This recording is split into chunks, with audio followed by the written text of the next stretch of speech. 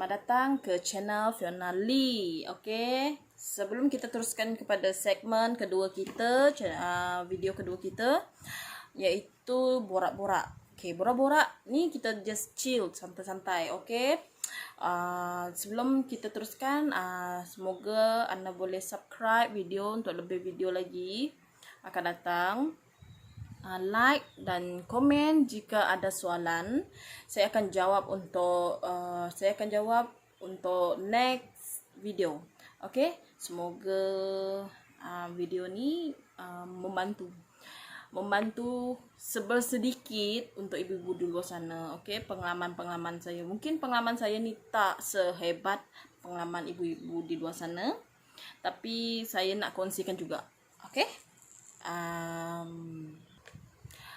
Kami Fiona Lee, gabungan nama saya dan suami. Nama full saya Fiona Feni. Suami pula Ramli. Jadi saya ni saya dengan suami Sarawak, orang Sarawak. We are Sarawakian. Saya Iban dan suami Melanau Kristen. So jadi dia ada nama jangan campur. Jadi channel ni dia Fiona Lee tu dari nama saya dan hujung nama suami. Jadi dia itu yang nama dia Fiona Lee. Okey, dekat sini kita akan mulakan okey dengan apa yang negatif dan positif sepanjang membesarkan anak autism, dan macam mana proses pembesaran anak autism. So dari pengalaman saya, anak Daniel Rafael ni ada Daniel Rafael bin Ramli. So dia ada autism, mild autism, speech delay, dan juga dia ada intellectual disability. So bila kita tahu apa tu autism, kita tak tahu sebab dalam keluarga saya dengan suami langsung tak ada sejarah autism. Jadi saya dengan suami ni adalah first time yang ada anak autism. Jadi kita nak tahu apa tu autism. Adakah benda tu teruk ataupun benda tu macam penyakit ke apa ke, kita tak tahu kan. So dekat situ permulaan yang saya buat adalah research.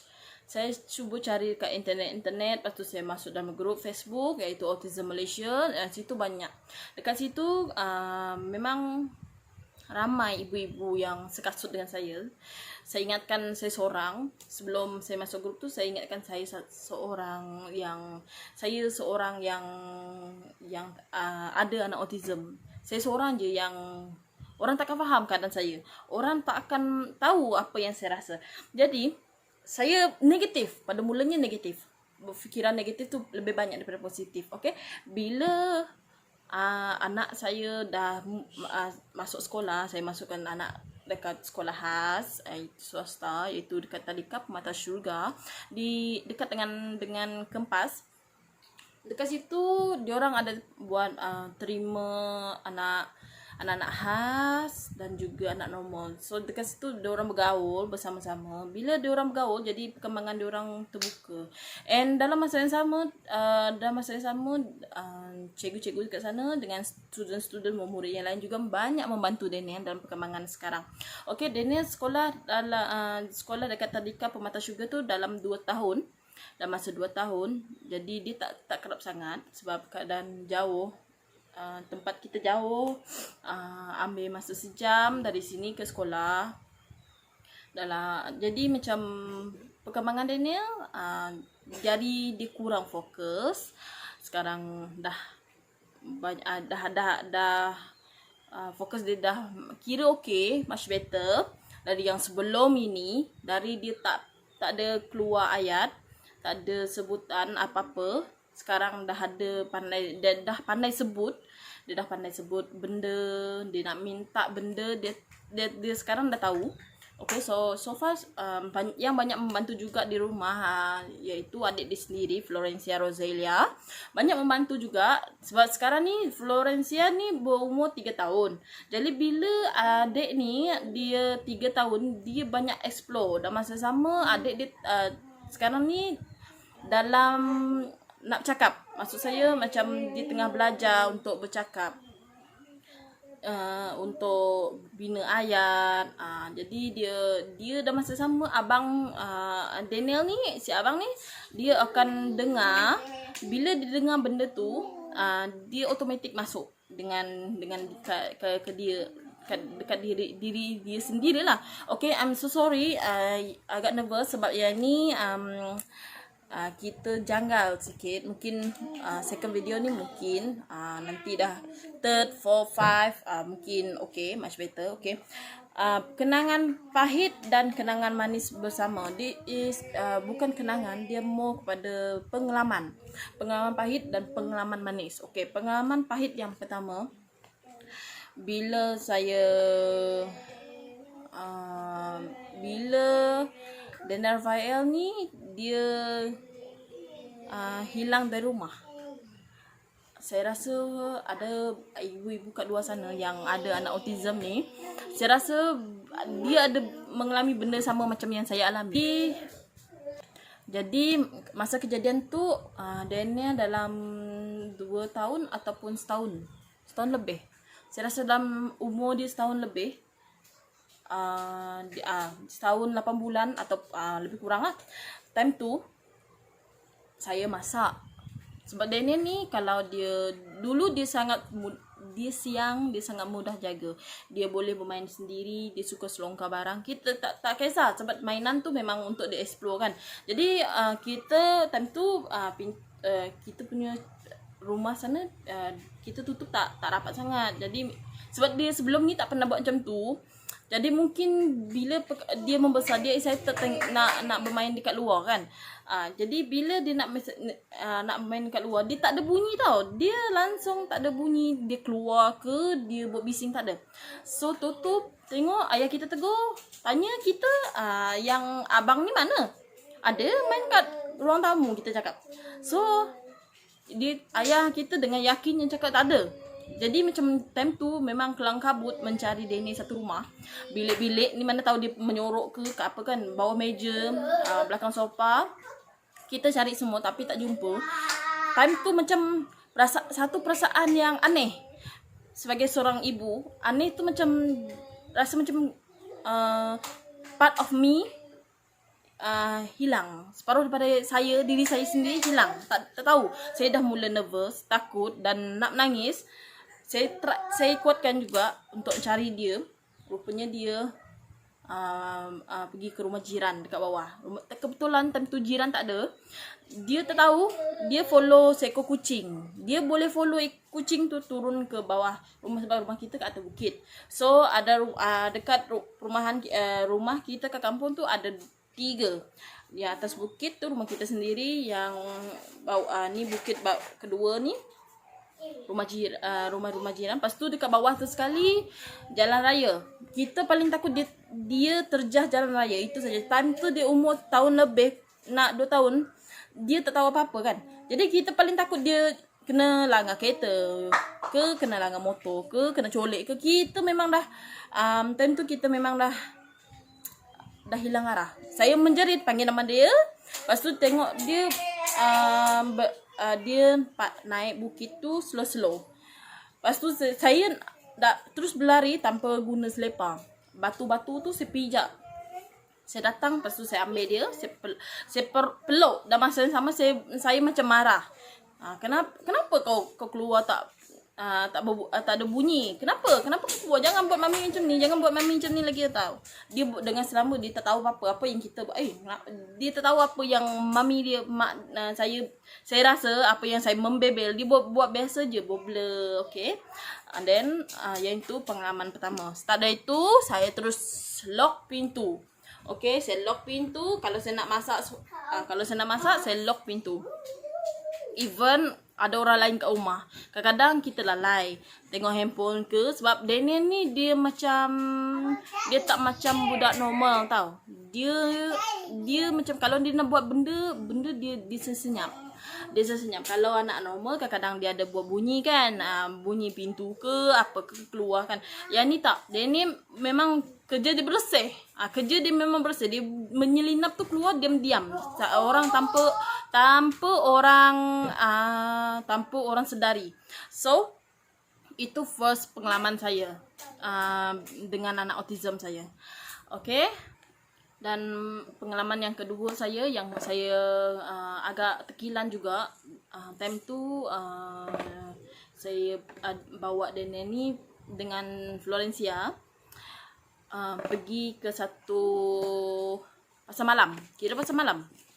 Pasar malam. Of course, kalau sebut nama pasar malam semestinya sesak. Jadi Daniel ni pada mulanya Daniel ni memang aktif, tapi dia bukan hyperaktif. Dia aktif. Satu, yang kedua, dia tak suka dipegang.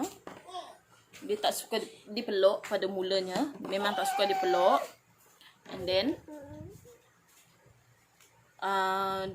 time tu kita jalan-jalan. Jadi saya pegang Daniel. Jadi yang Florencia ni ayah dia yang pegang. Jadi kita berjalan satu ni. Lepas tu Daniel tu macam dia tak meronta-ronta, tapi dia macam dia tak nak pegang. Jadi dia macam melibas tangan saya. Saya cuba pegang dia kuat. Lepas tu dia berpusing-pusing macam dia meronta lah. Bila dia berpusing-pusing, dia terkena satu perempuan yang ni yang saya rasa dia belum kahwin lagi. Sebelum kahwin lagi dan belum ada anak. Saya rasa sebab tengok keadaan dia sangat tak selesa time tu. Daniel ni terlanggar perut dia.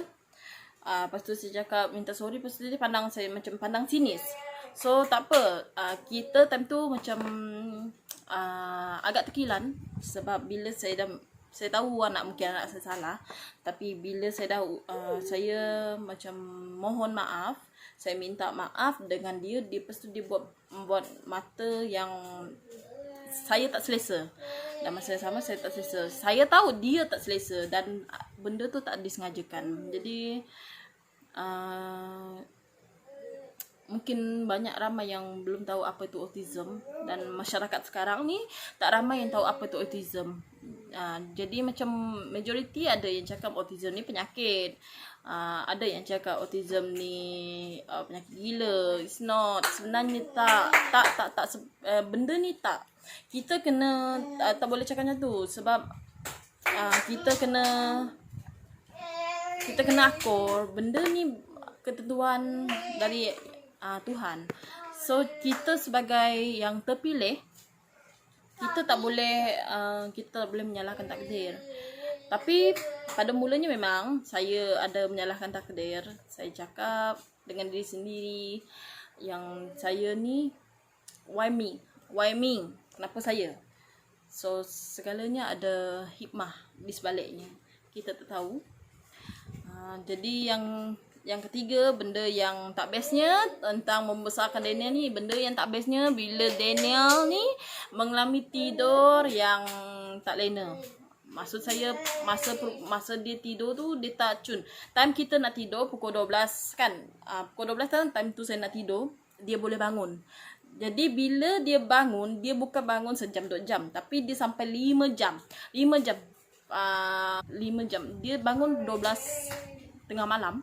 Lepas tu tidur balik dalam pukul 4 atau pukul 5. Kadang-kadang pukul 6. Kadang-kadang pukul 6. Saya mengalami keadaan itu selama dalam 2 tahun lebih. Bila usia dia ni 2 tahun lebih. Baru tidur dia okey. Baru dia tidur normal. Sekarang ni dia tidur, kalau dia bangun pun dia tak bangun lama. Dia bangun, dia tengok mami daddy atau dengan adik dia tidur, dia akan baring semula.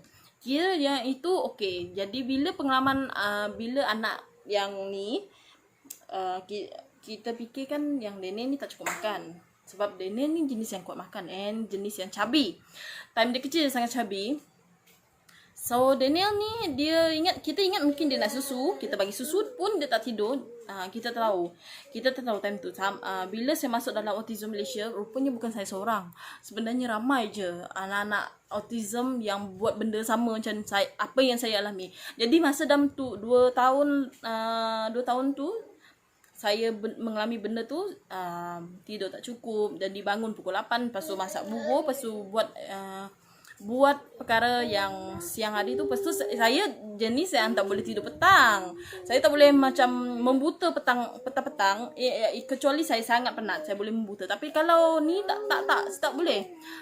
Jadi masa saya tidur dalam 4 jam ataupun 4 jam 5 jam. Itu sajalah yang tak best.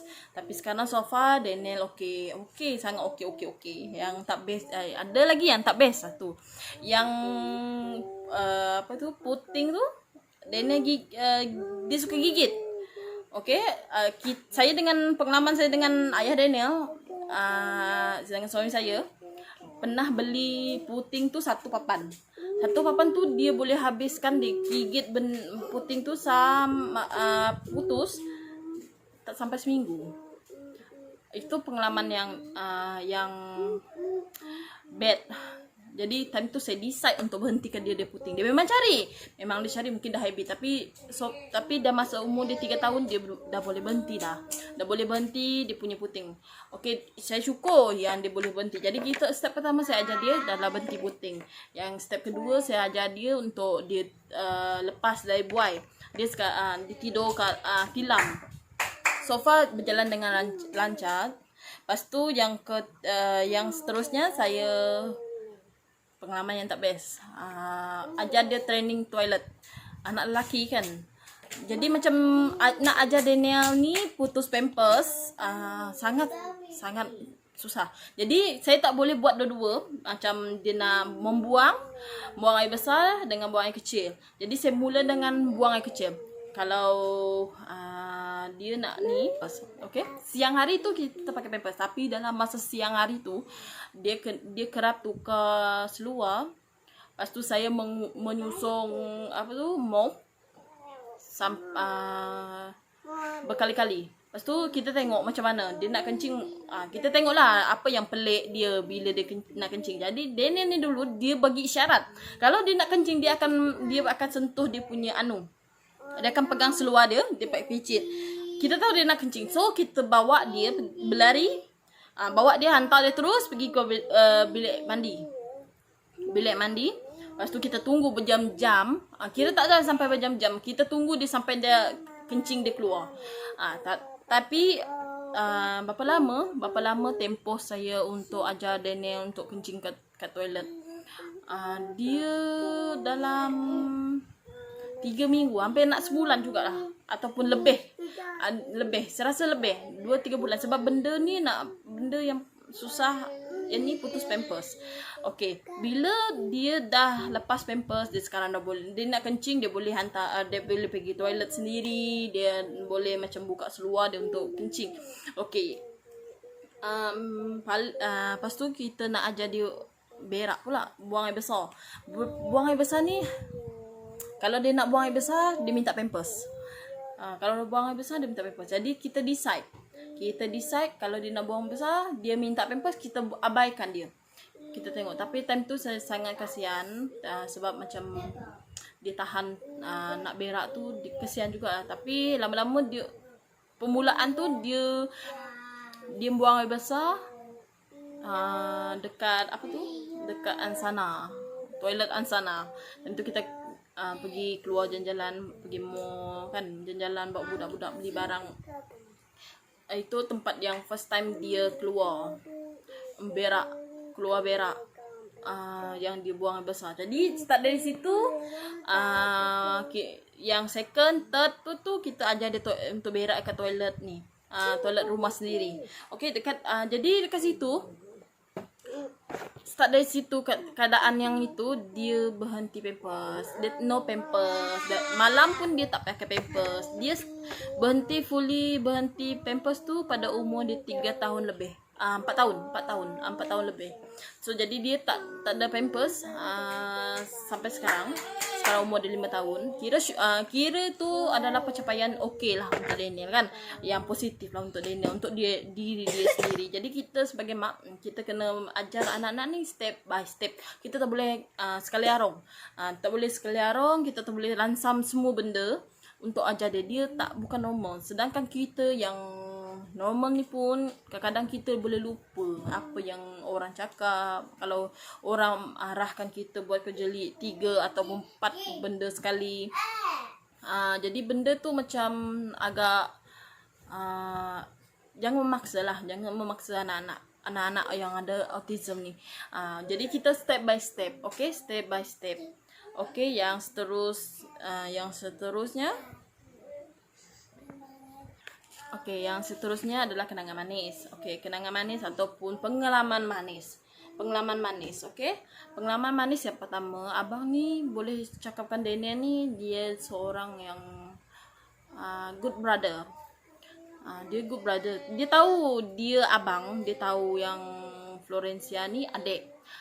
Saya boleh nampak sebab kalau Florencia ni nangis, contohnya kalau saya marah Florencia, dia tak nak, dia tak suka tengok adik dia menangis. Jadi dia cuba nak pujuk adik dia tapi dia tak tahu. Jadi dia macam duduk dengan adik dia. Sekarang kalau saya marah, macam menegur anak-anak ni, contohnya kalau saya menegur Florencia kalau dia buat salah, dia akan datang, dia akan try peluk Florencia. Jadi situ hubungan terjalin. Adik-beradik ni kita boleh mengeratkan lah. Jadi macam sini saya tak nak membezakan anak autism dengan anak normal. Florencia pun banyak membantu saya untuk ni, suami saya juga sepanjang membesarkan autism. We try untuk jadi parent yang sebaik boleh, walaupun kita ada kekurangan. Kita try untuk mendidik anak autism dengan anak normal ni macam rata, walaupun dia agak berbeza sikit. Yang Florencia ni dia cepat tangkap, yang si Daniel ni pula dia slow learner. So situ lagi-lagi yang Daniel ni dia speak delay, jadi dia banyak yang tak faham. Okay, banyak yang kita faham. Contohnya kalau kita bla bla bla bla, marah dia bla bla bla, dia akan blur. Dia dalam tengok riak muka dia, kita boleh tahu yang dia akan cakap apa yang mami cakap, apa yang mami nak sampaikan. Dia dari riak muka tu kita boleh tahu apa yang dia nak sampaikan dengan kita. So jadi kita tak boleh macam terikut emosi. Tapi tak dinafikan saya bukanlah ibu yang perfect, tak. Saya cuba juga untuk menjadi seorang ibu atau kontrol amarah. Penat, jangan cakap tak penat, memang agak penat. Sebab tu kita fokus dengan diri anak kita. Okay, sekarang ni umur dia ni 5 tahun, dia dah boleh bercakap. Maksud saya dia boleh bercakap, dia ada perkataan yang keluar daripada mulut dia. Dia boleh minta makan, dia nak makan, dia boleh minta makan. Dia ni dia selalu bagi signal. Contohnya kalau dia nak minum, dia ambil cawan, bagi dengan kita suruh ambil air. Okay, satu. Kedua, kalau dia nak makan, dia akan ambil mangkuk ataupun pinggan. Lepas tu bagian kita, dia tunjuk benda yang dia nak makan apa. Lepas tu yang ketiga, sekarang dia dah boleh mandi sendiri. Kalau dia guna, tapi dengan monitor kita lah, kita tak boleh mengharapkan di bersih. Kita tengok. Okay, kita bagi step by step. Contohnya sekarang cara saya pula nak suruh dia belajar mandi sendiri. Yang kita pakai air tu kena 5 kali basah. Lepas tu guna shampoo, lepas tu cuci, sabunkan badan, gosok-gosok badan. Lepas tu dah habis gosok, kita bilas air tu guna 6 cawan ataupun 6 kita punya penyedok air tu 6 ataupun 7. Tengok keadaan. Lepas tu last sekali dia kena kita ajar dia berus gigi. Okay, berus gigi. lepas dah habis berus gigi, dia akan bilas cuci bersih.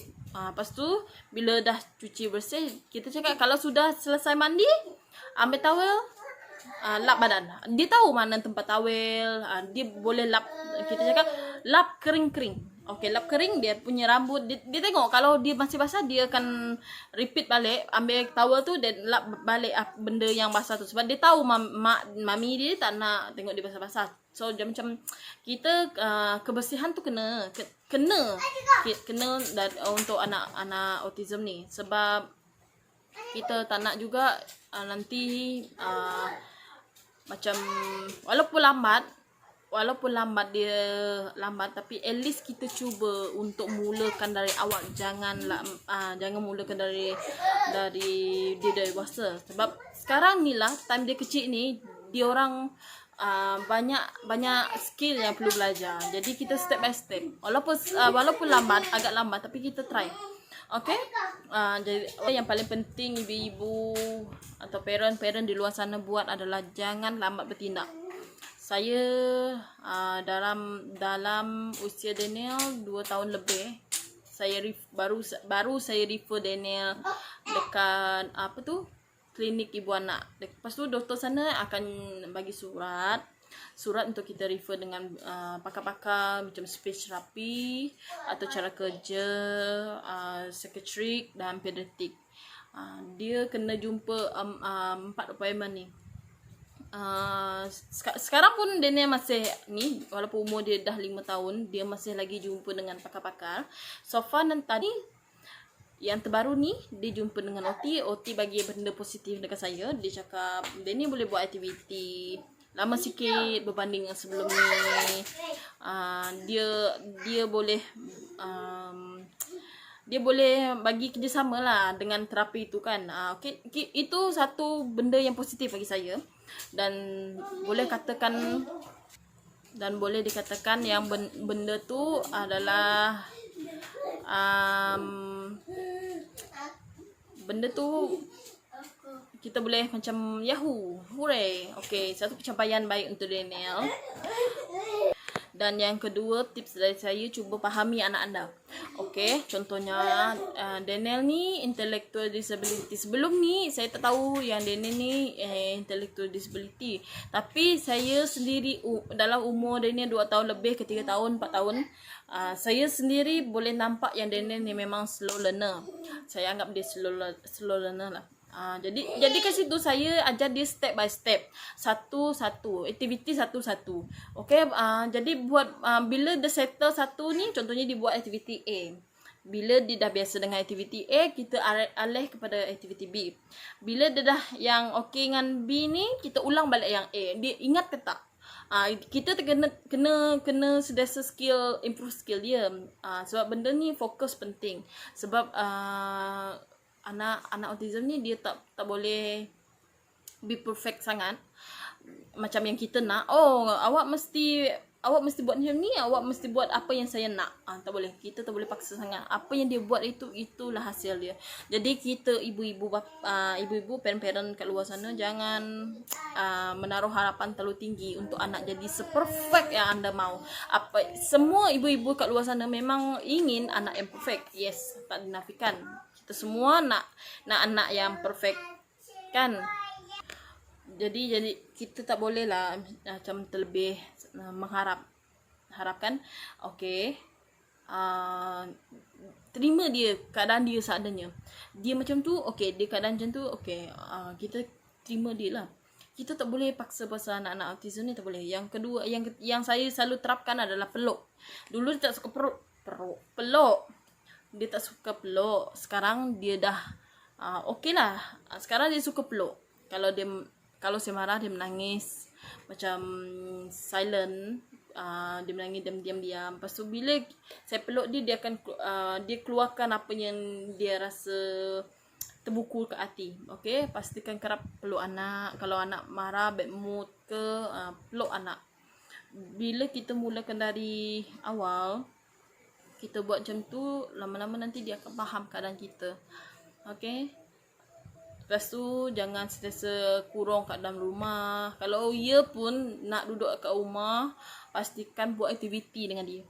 Pastikan kita parent ni kena pandai untuk curi perhatian anak-anak. Kita tak boleh anak-anak ni mami ni tak boleh. Kita tak boleh buat macam tu. Kita yang kena pandai, kita yang kena bertindak, kita parent yang kena bertindak. Okey, contohnya kalau dia tak suka buat ABC, kita buat aktiviti yang boleh buat fokus dia. Contohnya macam konyol ambil kertas surat khabar ke, yang ni dia suruh dia genggam, ataupun suruh dia jumping, ataupun suruh dia main dengan watercolor, bagi dia buat capan, letak ke tangan dia, biar dia buat ikut tangan dia, ikut warna, ataupun ujung jari ni buat bentuk macam mana pokok tu. Kita kena pandai masukkan dia punya elemen yang boleh menarik perhatian dia yang dalam masa yang sama. Dia tu sangat membantu dia punya fokus. Anak-anak autism ni dia tak peka dengan fokus sebenarnya. Jadi dia orang ni dia macam bersahaja. Hidup dia orang ni bersahaja. Dia orang tak nak dia tak merumitkan keadaan. Dia dengan diri dia, okey, macam buat sosok lah, macam kau nak buat, kau tak nak buat, sudah. Dia macam tak ambil peduli sangat. Contohnya kalau dalam soal keselamatan, dia ni minat kenderaan. So bila bawa dia keluar rumah, dia minat dengan motosikal, kereta. Jadi bila kereta kat jalan tu, dia tak suka mengelak sebab dia excited tengok benda tu. Bila dia excited benda tu, dia tak tahu benda tu bahaya ke tak. So kita parent ni, kita kena tarik dia dan kita cakap dengan dia, bahaya. Kalau ada kereta lalu, motosikal lalu, berdiri tepi, jangan berdiri kat tengah. Okey, bahaya. Benda tu macam diorang ni tak akan tahu apa yang diorang buat.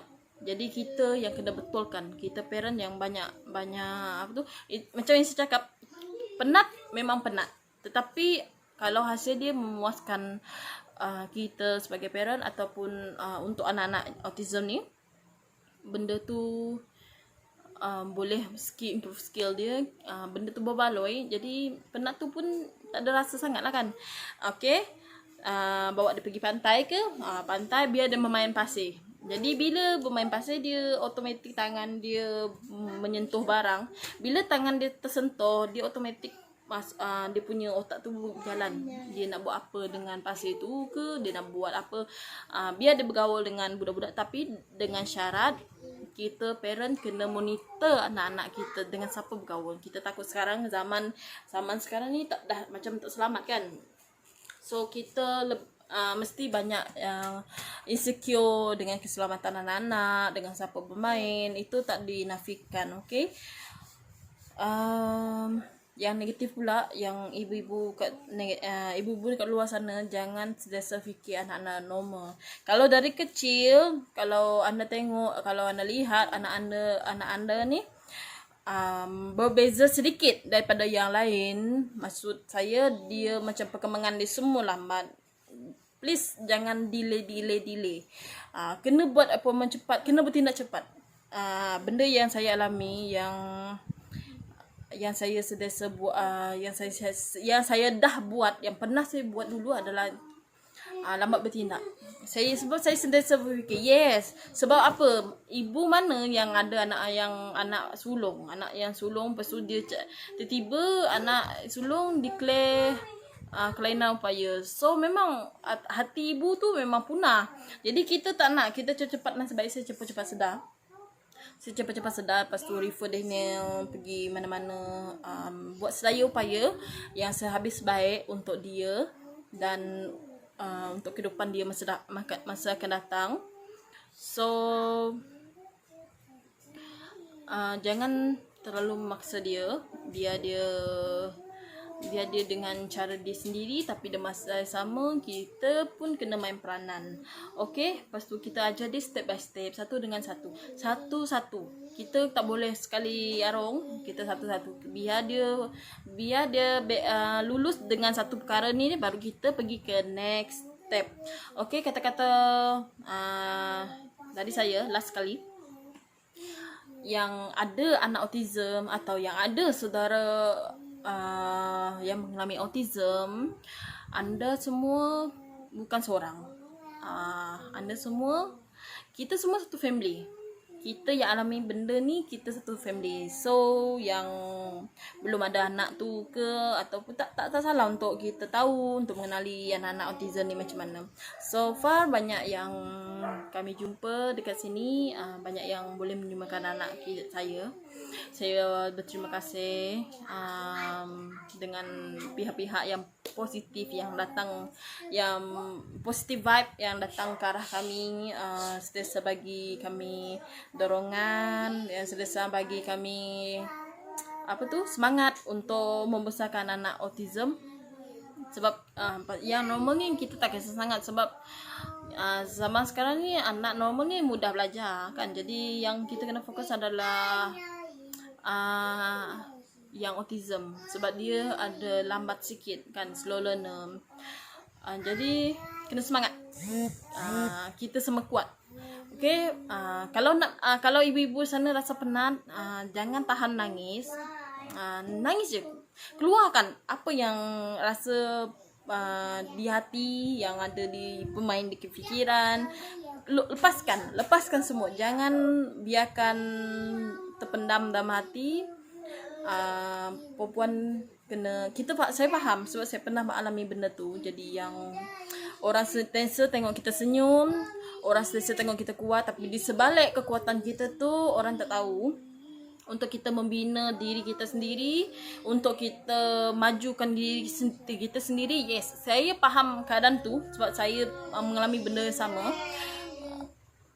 Dan last sekali jangan lupa untuk research lah apa tentang autism ni. Banyak dekat luar sana, banyak pasal dekat Google ni banyak macam mana ciri-ciri autism, macam mana autism, sampai sekarang belum ada yang mengesahkan autism ni dari mana, apa punca, apa punca dia jadi, apa punca autism, kenapa autism. Jadi belum ada lagi punca dia. So untuk yang lain, harapan saya semoga kita semua terus kuat. Yang ada anak autism ataupun tak ada anak autism, semoga sentiasa positif. Saya juga try untuk positif. Saya sama-sama bagi kata semangat untuk diri saya juga, sebab kita tak tahu, kadang-kadang ni mainan perasaan ni dia susah kita nak menduga. Kejap positif, kejap negatif. Aku tak boleh, kejap aku boleh. Jadi kita sesama untuk maju untuk anak-anak autism ni. Macam yang saya cakap, sentiasa bersabar, jangan putus berdoa, dan semangat untuk anak-anak. Hanya kita yang boleh memperjuangkan hak anak-anak autism. Jadi kita tak boleh lemah, kita kena kuat. Jadi yang sekian daripada saya. Kita borak-borak. Kalau ada yang perempuan kat luar sana yang rasa ada soalan untuk nak tahu mengenali anak saya, Daniel Rafael ataupun Florencia. Normal kids, perkembangan dia okey. So far umur 3 tahun dia banyak benda yang dia tahu, dia banyak benda yang dia explore. Dan masa sama abang juga abang Daniel ni terikut okeylah, dia banyak mendorong. So kalau ada apa-apa soalan, jangan lupa komen, like, share. Dan last kali jangan lupa subscribe untuk next video. Kita try buat random video, sebab ni kita tak boleh fokus pada anak-anak autism juga kan. Dia kena bercampur-campur. Maksudnya macam kita buatlah benda yang menarik, Kalau ada yang rasanya